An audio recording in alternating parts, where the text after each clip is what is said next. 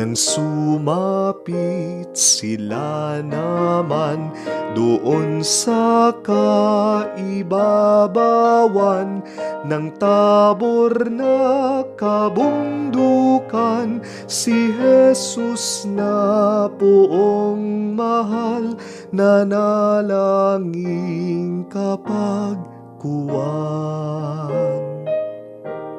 Munangay kaginsa-ginsa sa pananalangin niya, ang katawa'y nagkaiba, dikit na walang kapara, di matitigan ng mata.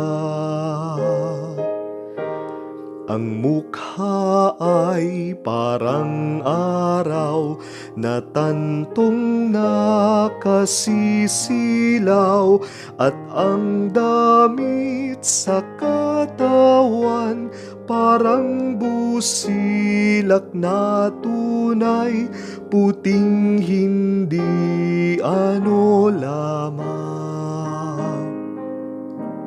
Doon naman ay kaharap si Moises at si Elias, nakita rin at namalas yaong mahal na liwanag ng bunying Diyos Anak.